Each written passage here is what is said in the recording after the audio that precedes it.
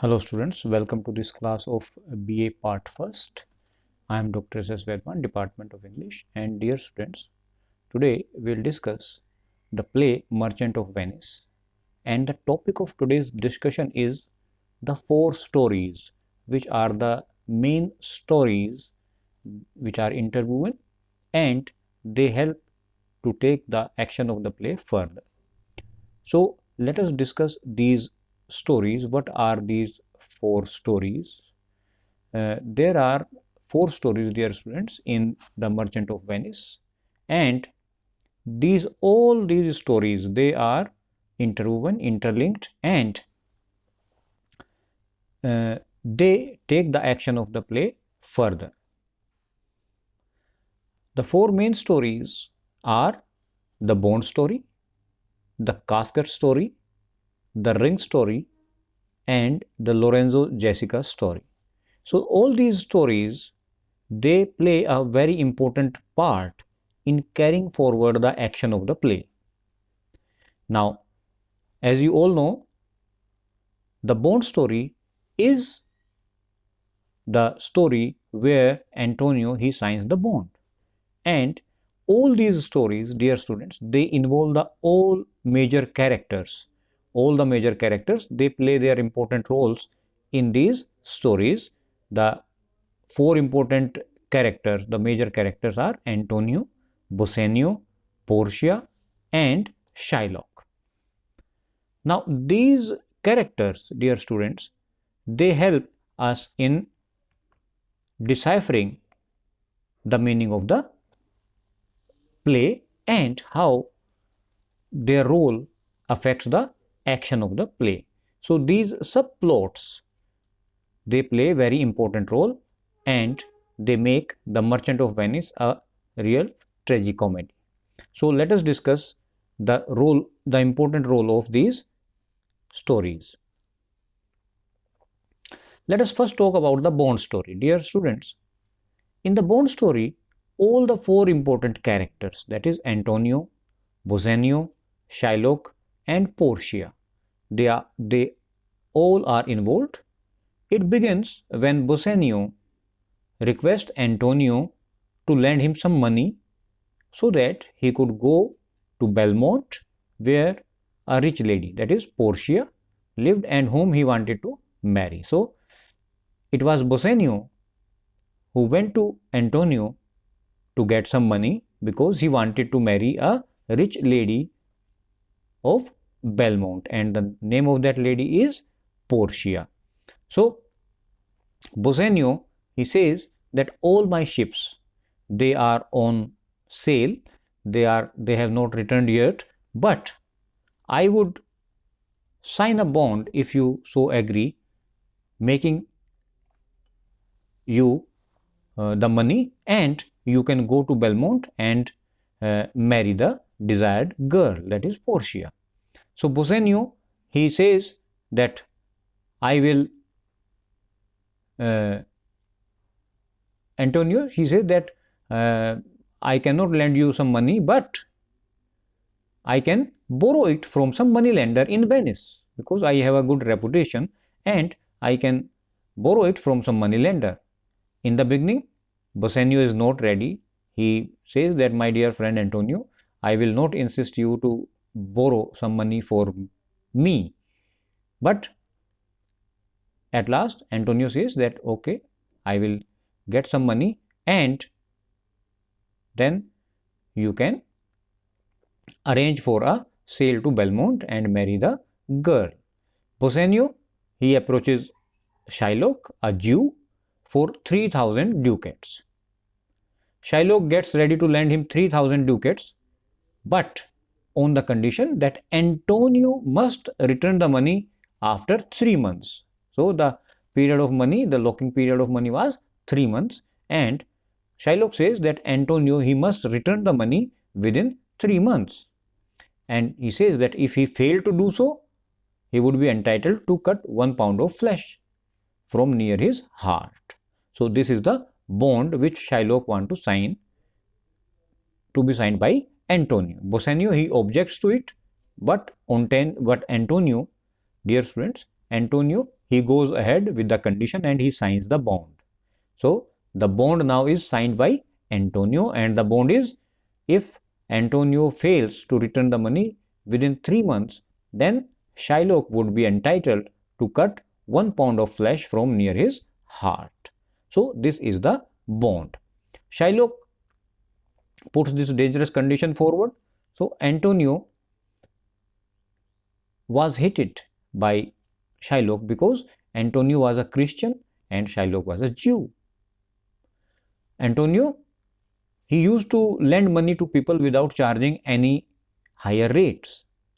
But Shylock, he used to charge very higher rates. Shylock thought that it would be a golden chance for him to take revenge from Antonio if he fails to return the money within the stipulated time.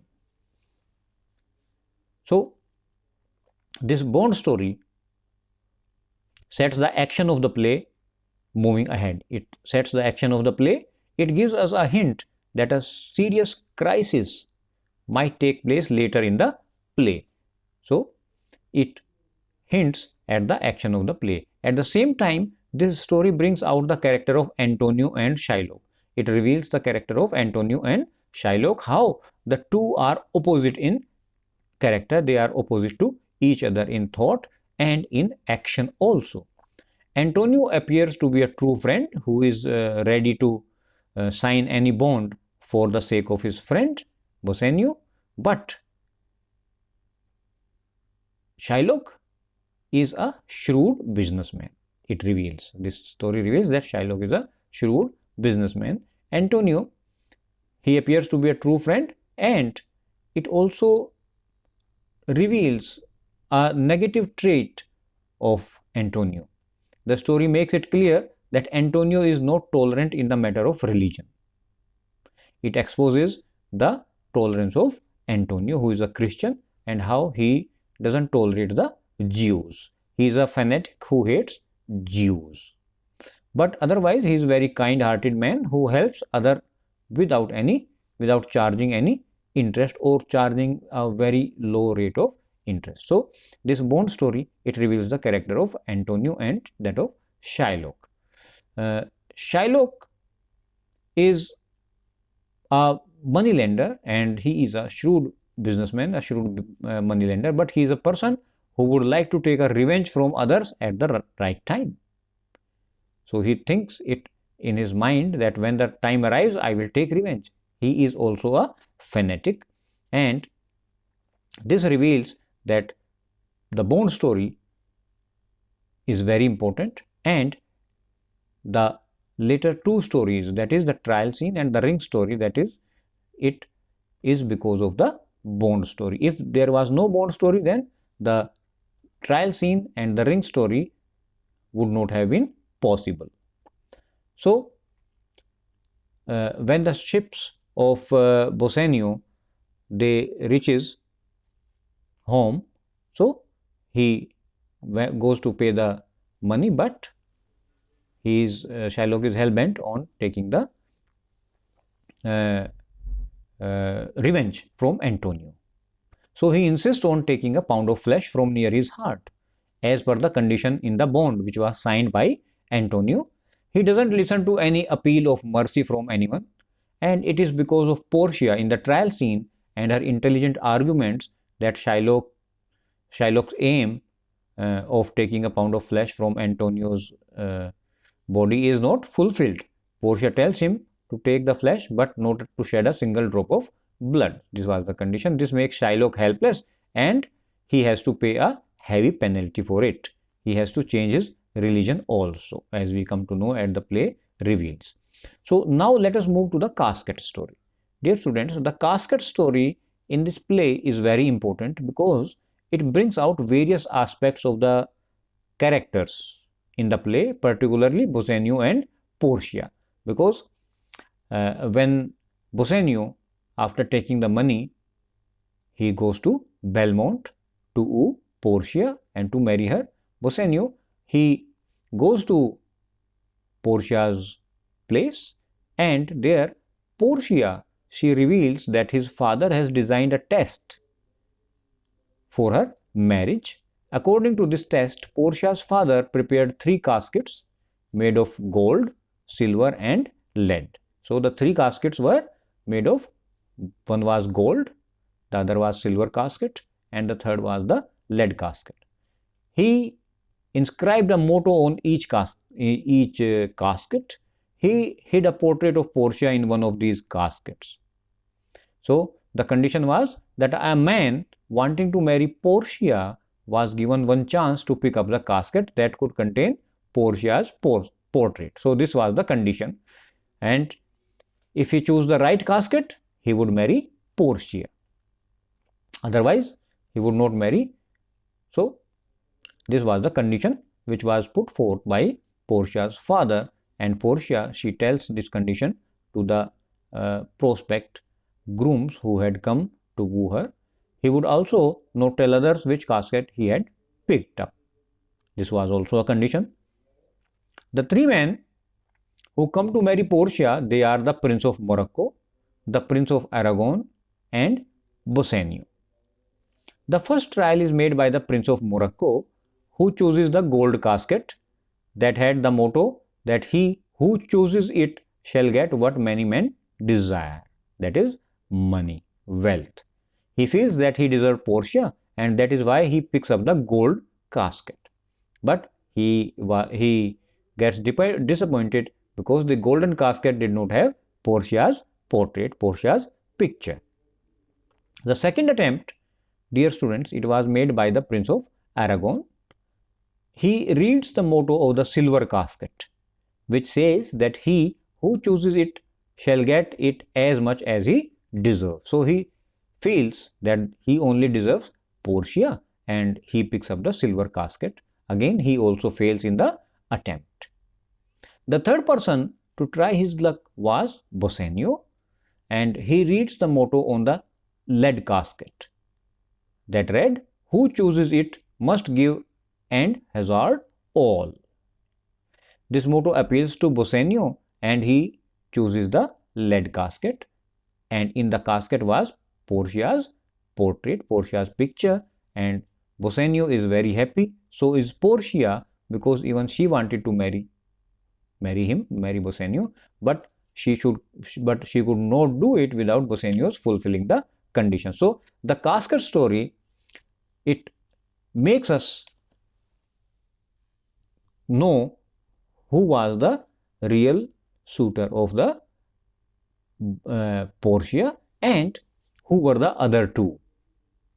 Now, when he marries Portia, he comes into a lot of money, and when he learns that Antonio is not able to repay the money of Shylock, he offers this money to Shylock. Now, dear students, the casket story, it brings out the character of Bassanio and Portia. It reveals the character of Bassanio and Portia. Now, Portia had asked Bassanio to stay in her house because she wanted to help him. But Bassanio, he says that now my friend Antonio, who signed the bond for me, he is in trouble and I must leave to help him. When Portia marries Bassanio, she gives him a ring and says that you keep this ring with you and do not lose it. It is because of the casket story, dear students, that the two minor characters, Nerissa and Gratiano, also get married, because they are the servants to Portia and Bassanio, and they, like their masters, they fall in love with each other. Now, we move to the next story, and the next story is, dear students, the story of Ring, the Ring story, or the Ring episode, which we call. The Ring story is a minor incident in the play. It is not a very important part of the play, but it begins as a result of the casket story and develops into a result of the bond story, and it went into the trial scene. When Portia, she marries Bassanio, she gave him a ring and requests him to keep that ring with him, and the same condition was imposed by Nerissa on Gratiano. The situation changes after the trial scene. Now Antonio is made free from Shylock's grip, and In his freedom, Portia and Nerissa, who were disguised as a lawyer and a clerk, plays an important part. After the trial, when Bassanio thanks them, they demand ring from Bassanio and Gratiano as a reward for the work done by them. Both the men they hesitate and they say that they cannot impart this ring, but when they find no other way, they present their rings to Portia, the judge, and Nerissa, the clerk. In the evening, when all men, all these characters, they meet Portia, Nerissa, they ask their husbands about the ring. But Antonio and Gratiano, they doesn't have any answer. They pretend as if they suspected their husbands of having given away the rings to some other woman. Husbands, they protest and say that they have given the ring not to the woman but to the judge and his clerk.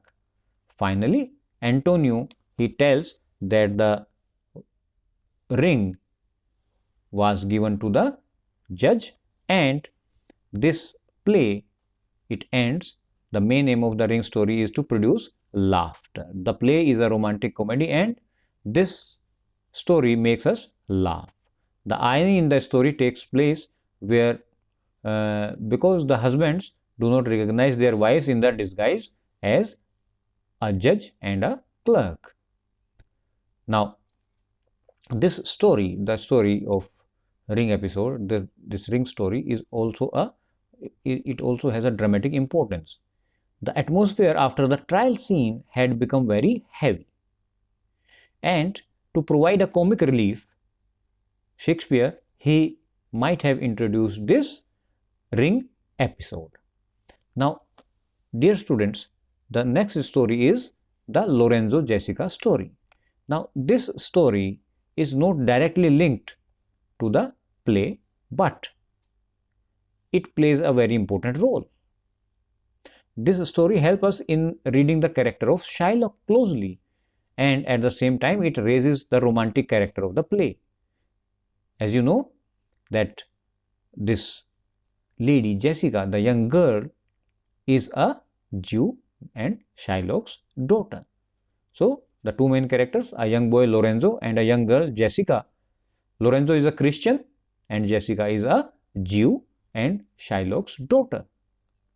But despite their different religions, they do come closer and they fall in love.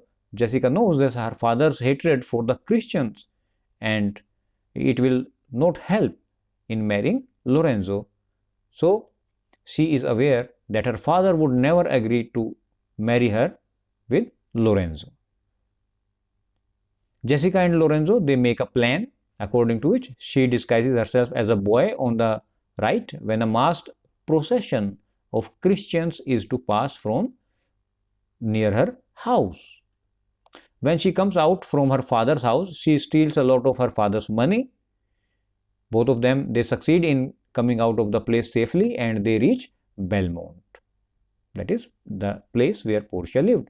Lorenzo, who was Bassanio's friend, requests Bassanio and Portia for a job. They are given the charge of Portia's house and property because Portia was to go away with her maid Nerissa for the trial scene.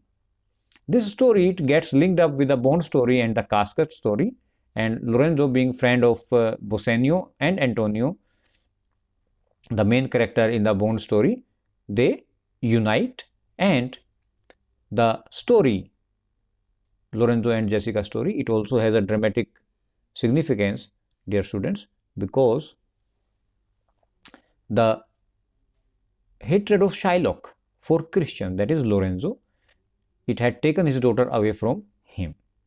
That is why he is determined to take revenge from Antonio. The story, it produces laughter also. It is funny to see Shylock crying like a madman for his money and children chasing him everywhere. So a very tragic incident. And now the story, it serves more than one purpose in the play. Number one is it reveals the character of Lorenzo, Jessica, and also of Shylock. So dear students, I hope you have understood the four stories which are interwoven in this play, The Merchant of Venice. We'll continue with the next video in the next with the next video. Thank you very much.